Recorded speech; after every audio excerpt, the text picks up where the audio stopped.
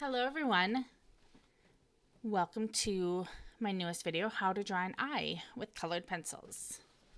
I'm Noelle with Noelle Rollins Art, and I am currently putting out a whole bunch of new tutorials for people to tap into your creativity, really relax during this time of chaos out there.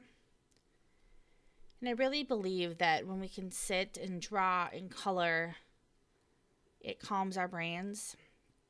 It can help us to access the more creative parts of our brains and problem solving and looking at things from other perspectives. And it's kind of a chain reaction sort of thing. And so that's what I'm doing here. And today we're going to work on an eye. So I have this set 4 times of what it took me here. So this is about a half-hour video.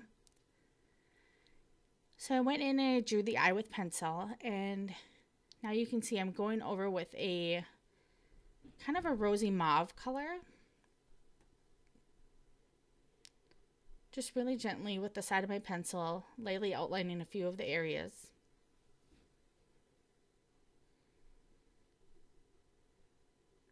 Now this is a larger eyeball, but I wanted to do one that was large just to show off the details and really show what's possible with colored pencils.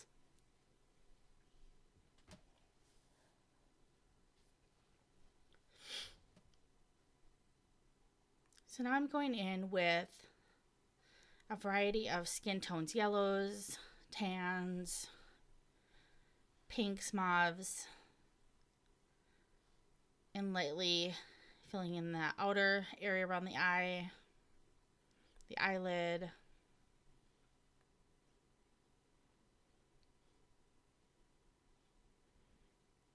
and I will work on posting all the colors that I've used for this tutorial. I tend to use mostly Caran dash. So oftentimes with an eyeball, we tend to think there's the white of the eye and then the colored part and then the skin tones.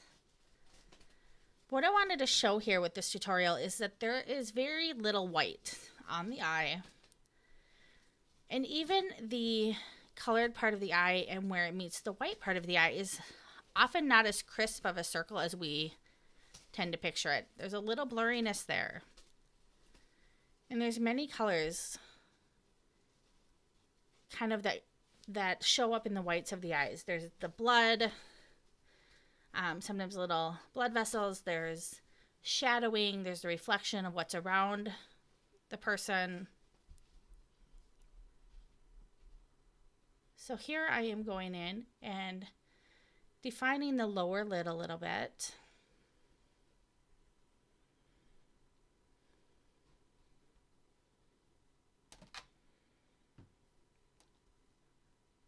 So when doing the colored part of the eye, the iris, you just need to bring your patience. So it's many layers. I think often we think we can just do either what it looks like I'm doing now, which is almost like a tiger striping effect, and then we're good. And this was a good exercise for me too, because normally when I do portraits, the eyes are much smaller, and so I don't get to go into this much detail. And this is actually my daughter's eye. So I took a very detailed picture of her eyeball so that I could get really clear. And it's good for me for practicing as well. I've only been doing colored pencils for less than a year. I've been an artist for 25 years and mostly worked in acrylics. And something just told me this past summer that I really need to try colored pencils. And so I watched some tutorials on them, and I watched a few videos and tried to research and found a really good set and invested in them.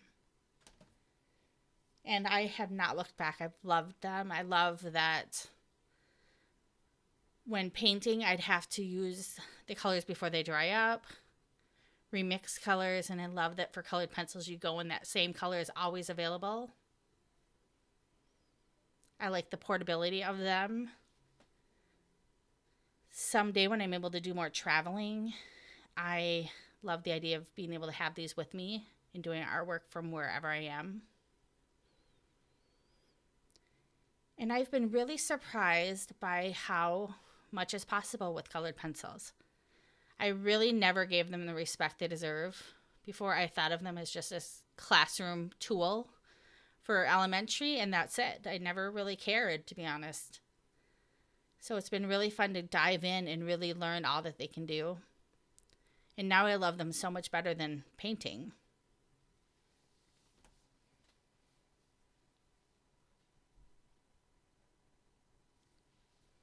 I think it's a really good life lesson, too, for even after 25 years in a profession, that you can still discover something new in it that completely changes the way you look at it. I think that's pretty amazing, really.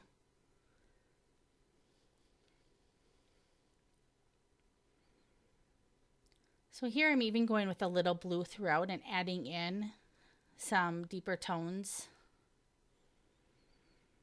Going along the white of the eye.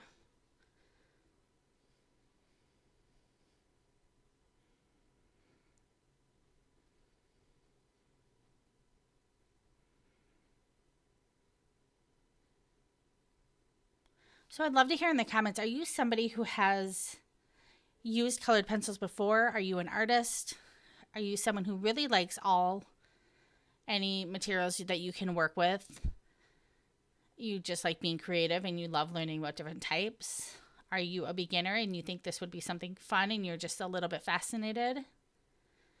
Or are you watching this for somebody else's benefit? Maybe your kids are home from school, or you're looking for something for you to do to restore some sanity right now. I'd love to hear in the comments what brought you here. So a little about me. Many of you may not know much about me, but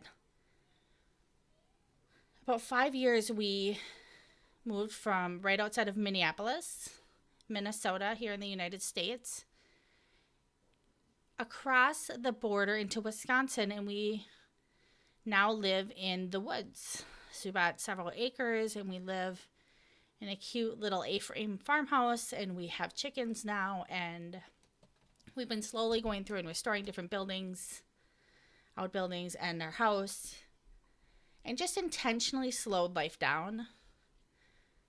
Really, we're looking for a calmer, quiet way to live, more time for us and just life. And so it's been a really beautiful experience being out here. We're loving it. And slowly, like I said, we've added the chickens and a couple cats, and we have a very rambunctious, almost 5-month-old puppy that is testing all of our patience, I have to say, right now. And I just have to keep my eye on the prize that he's a golden retriever, and typically they're known to settle down and just be very good, loyal family dogs. So I'm holding out that hope. Right now he's loving to eat all of our shoes and bring us everything he can find. With both my kids home from school, I'm getting interrupted many times doing the voiceover for this video, so bear with me. I'm probably coming back in and forgetting what I was talking about.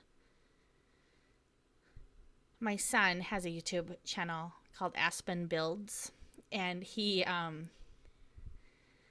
is really sweet upstairs. He's making box forts in his room and showing kids how to do it.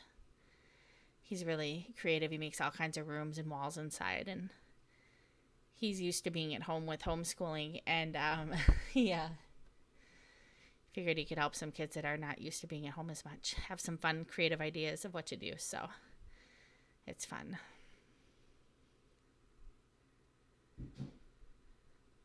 So I think I was talking about that we had moved out in the woods here and that we were loving it. We have some more pets now. I have one kid in college, one who I was just talking about, who is in 3rd grade. And yeah, life is good. So it's a little about me. I really like doing DIY projects and traveling. Those are my 2 big fun things. I always aspire to be a really good cook, and it never seems to quite happen. I'm okay. But I always admire that in people who are able to cook and sing. I think that would just be so fun.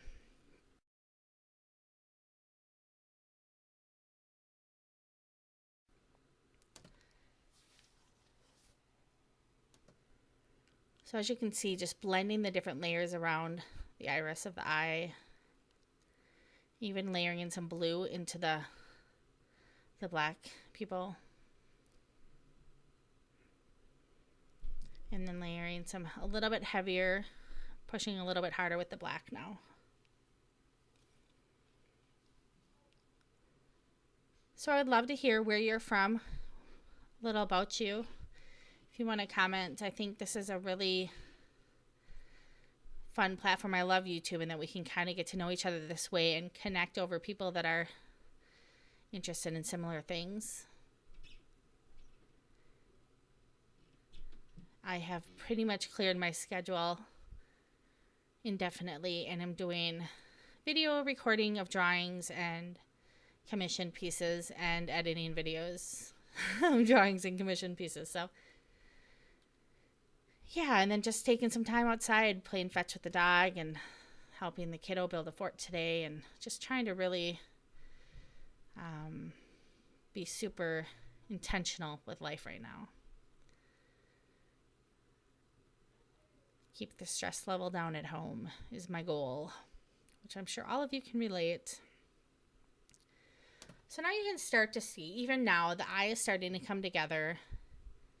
I always feel at this point, it looks like maybe like a middle school level, eye drawing, where it's an eye, you can tell,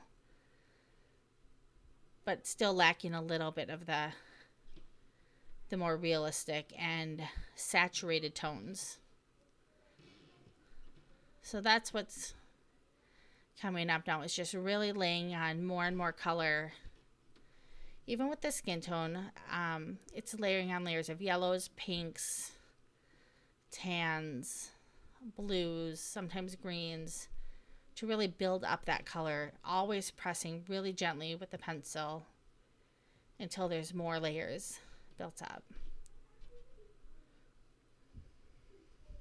So one of the downsides with colored pencils is about 80% of the time it's not spent drawing, you're actually just sharpening pencils. So that can get really tedious. I do have an electric sharpener, which I do love also. That happened to, while I was doing this, the battery was out, and it was about midnight when everyone was sleeping, so I was hand sharpening here. There's a few pauses where you don't see my pencil. Could be what I'm doing in a few cases.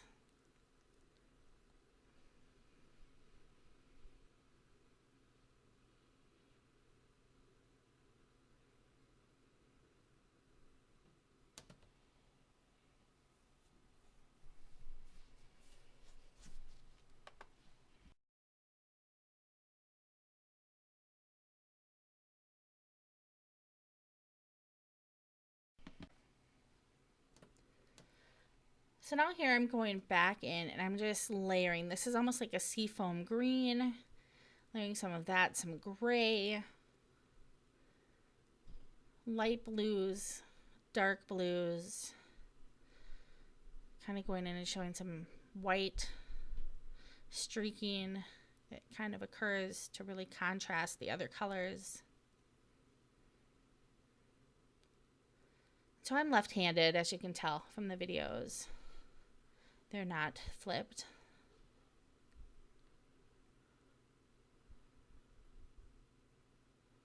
So right here, I'm actually using this technique called burnishing, where I'm rubbing the color that was already there with white and it's smoothing it out. And then I started looking and realizing the curve of the iris was off a little bit, so that's what I'm doing here. Which is just important to remember. It's always a matter of you assess and you correct. It doesn't mean you're failing. It doesn't mean that you're a horrible artist. You just notice and you correct as you go. It's not always possible, but where it is, that's what you do, and it's okay. So here I'm really going in and adding more layers of color to the skin. My daughter's skin tone is about as pale as a human gets, so there's not too much color there. We will say she has lovely porcelain skin.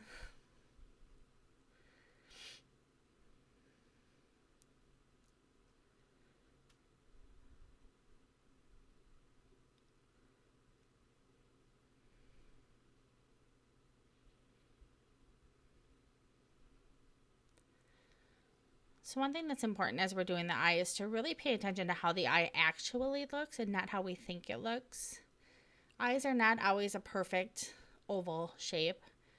I think of them almost more of like a lemon type of shape, where it has like that inner part that comes in further where we see our tear ducts, and more of the inner part of the eye. Our lids are sometimes one side shows more than the other.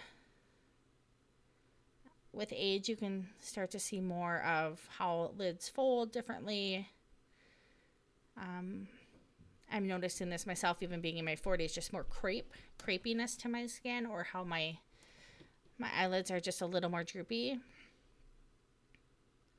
which is fabulously fun, let me just say, sarcastically.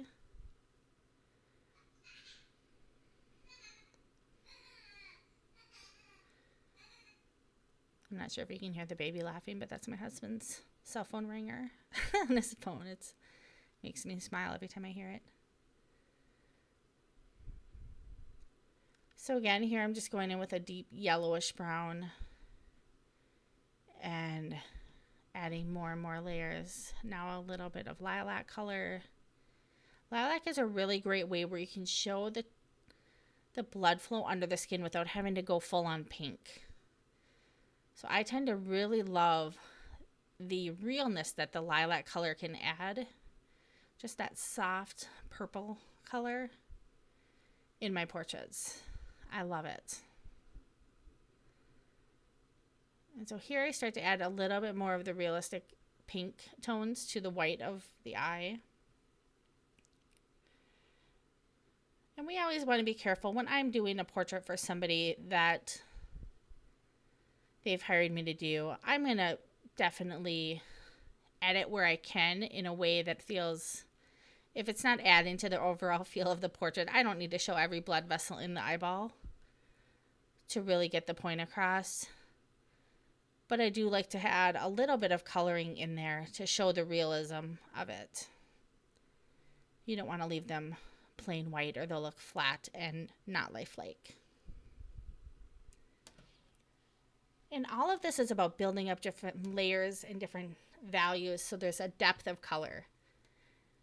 You want a wide range from the darkest blacks all the way to the white, so that the white actually really pops and it creates an accent where it stands out. And the same thing with the black. You want to feel those contrasting tones, but neither one should be completely different than every other color in the image. So the goal is really to fill in with as much variety as you can from dark to light. That's what's going to give you that realistic image. And coloring so much isn't even going to matter as much, whether you're more of a pinkish tone or yellow tone or whatnot. What's going to stand out more to people is if you don't have enough variety in the darks to lights. So here I'm going in with kind of a grayish light blue and adding more shading to the eye, the white of the eye.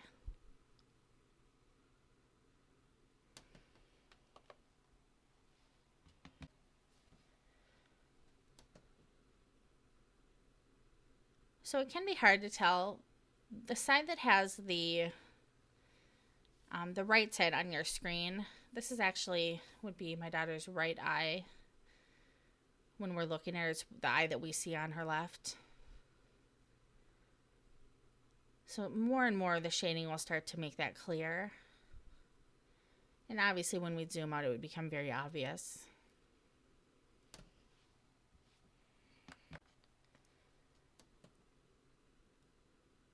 So now you're really starting to see more and more color go into the skin tone. And I'm pushing down a little harder here and really rubbing those colors together, starting to create a stronger feel of color. Here I'm going in. Remember, right on the top of the bottom lid, the eyelashes aren't going to start right away. And so it's really important to make sure there's almost a part that comes out first on the eye. So here what I'm doing is I'm going in with a paint thinner, and I am brushing these colors together, and what it's doing is just really blurring them. It's making it so you cannot see the brush strokes so much, or the pencil strokes. It's dissolving a little bit of the wax and really leaving the pigment left more of there. What that does also is makes it almost, it's like it revives the tooth in the paper a little bit as well, and without all of the waxy buildup, you are able to put a little more color on again on the paper, and it's like it starts it over for you somewhat. So I just love this little secret here. You can also use rubbing alcohol if you have that. I try to stay away from places like on the whites of the eyes where I haven't laid very much colored pencil down yet, because the paper does not love this on it. It responds really well to the waxy part of the colored pencil, but not the paper. So while it was still a little wet from the thinner, I added another layer of black, and that also somewhat dissolved the wax from the new layer. So it allowed me to just get in there and get it really saturated.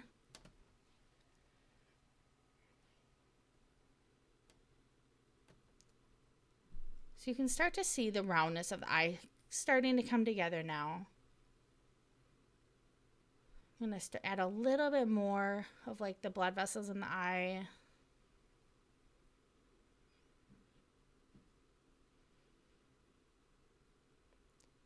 Come in. This is a reddish, deep pink color.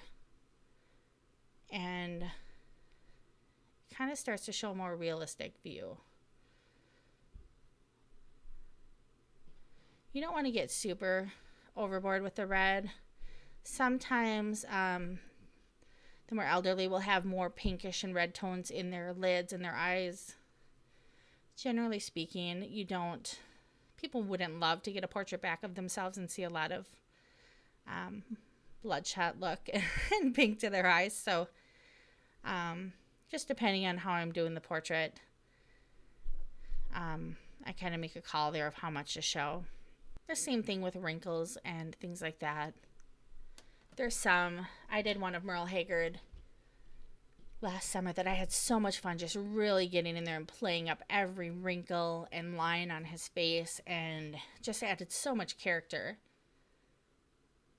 But when I was doing the portrait of my grandmother, I played down every line. You don't want to not show them, so suddenly they won't look like them.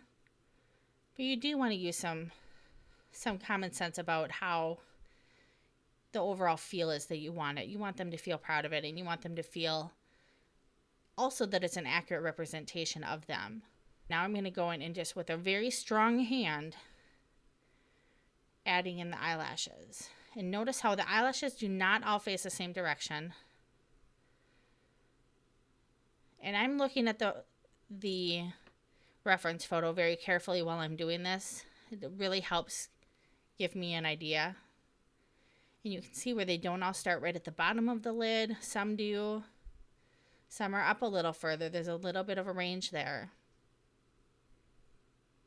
Some of them I come back in and make the base a little bit thicker. And I had to watch really careful how far up I go. So I paid attention to where that crease in her lid was. And I use that as a reference point of how far to bring these lashes up. But already you can start to see how much more real this portrait's starting to look now with the eyelashes. And notice that I'm not using black. Very few people have black eyelashes. This is a dark brown. And then I even go in there later with a mauve-ish brown color. And now these bottom lashes, notice how I'm not going right up against the white of the eye where I'm starting them. There's a gap there. That's very important. And this is actually the same color that I used for the top, only I'm not pressing as hard. And some of this, you just have to own it. You can't second guess yourself. You go in there and you just commit to making that pencil stroke. You don't want to stop halfway through. And you can see the heavier lashes are towards the outside. They are going a little bit different directions, and yet they do sometimes group together. Went and made a few longer. So now what I was doing is comparing to the original reference photo, really taking an overall look at it, seeing how the lashes are. And here I'm going in with that mauve-ish color, like I said, and doing a few here, really seeing, like, is the lower lid defined? Is the top lid defined? Is the shadowing right?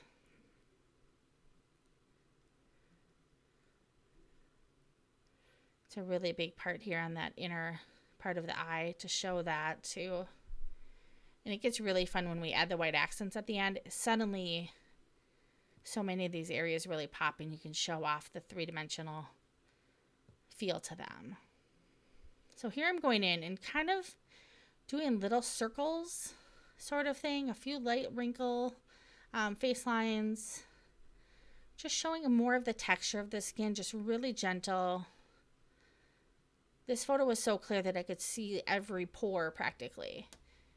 And so while I didn't need to show that completely, oftentimes there is that feeling when we can see the reflection off of some of our pores and things in a photo. You'll see me show that more with the white accents.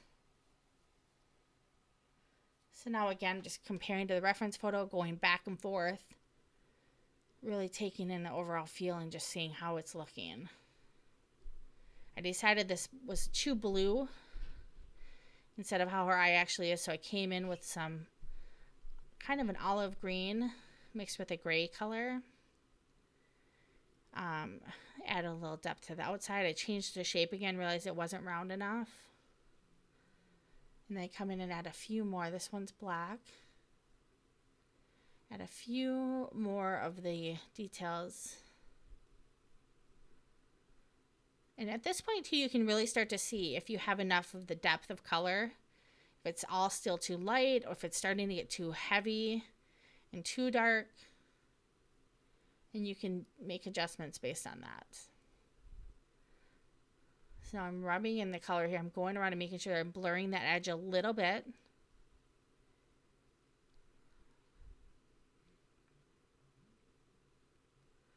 Going in with a little bit of pink.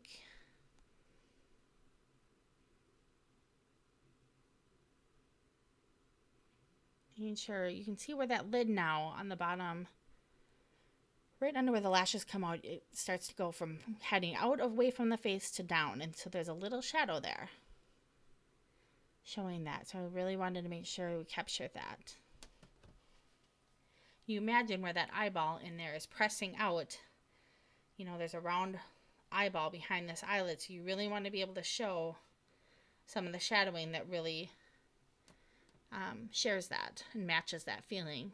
If it's a completely different shape that you're shading, then you have to second guess if you've captured it correctly. So this is with a light yellowish color almost. I'm coming back in and really, with a heavy hand, going in and doing strokes on the eye. And now I'm going in and just extending some of the dark colors again.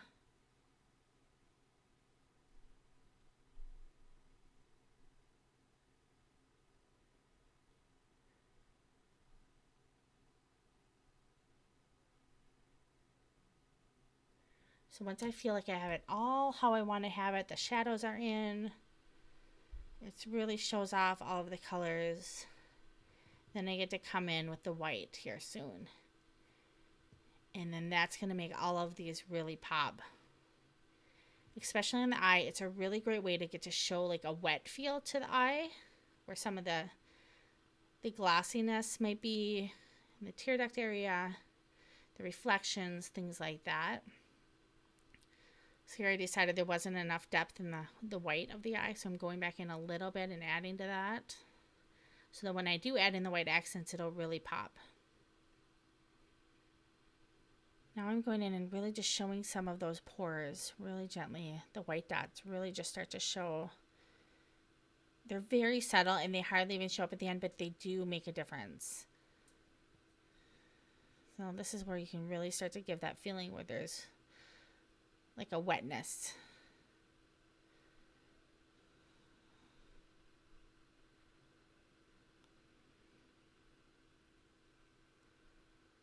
And then between a lot of these lashes, you could see parts of the pores on her eyelid. And that starts to show almost a reflection as well, that that's a curved part of the lid.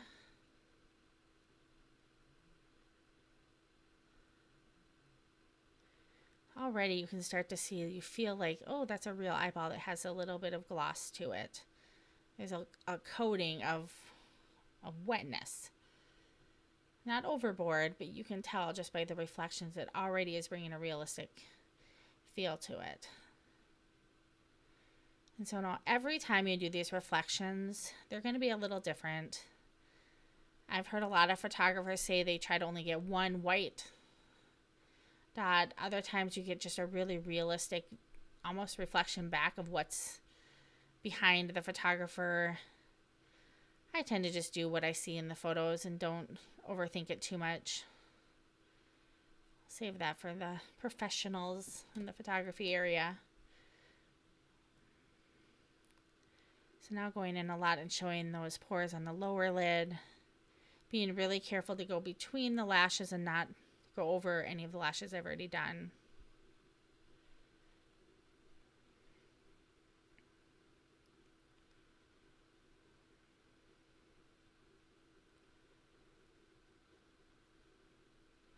Added just a little reflection on the white part of the eye.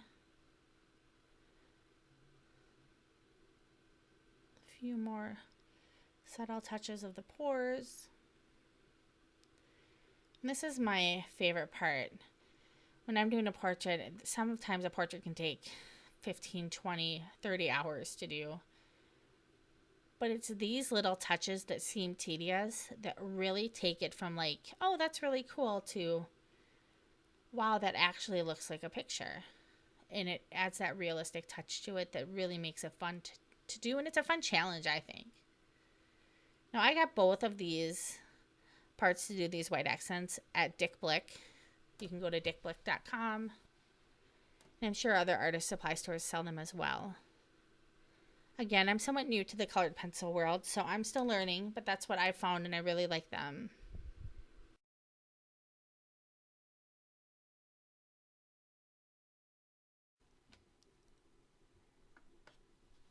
So here you can see the final result. And you can see with the pinks, the tones of the skin, the blue in the eye, the shadowing on the top and bottom of the iris, the blood vessels and the pink around the white of the eye, and then those white accents, how they do soften once they're done, but you can really get the idea of them. So I'd love to hear your thoughts. Let me know how you like this eye tutorial. And if there's any other ideas you'd like to see me show how to draw or just show me drawing, I'm having so much fun doing all of these drawings and sharing them with everybody. So I thank you for being here. And again, if there is anyone you know who is stuck at home, even with their kids, and they want to do something fun together, drawing is something that you can do all ages. And really, it's something that can meet you at whatever level you're at. And I always say this, it's something that pulls you from the stressful, chaotic part of your brain into this calm, meditative, you just focus on the next pencil stroke. What color you're on right now, this little part of the drawing, and it calms your brain. It's very meditative. And for some of us where meditation isn't exactly our thing, this can really fill that void. So I thank you for being here. If you like these videos, make sure to subscribe, like them, and help me get my numbers up so we can share this with more people that are really needing this in the world. I wish you all the best. Thanks for being here. Bye.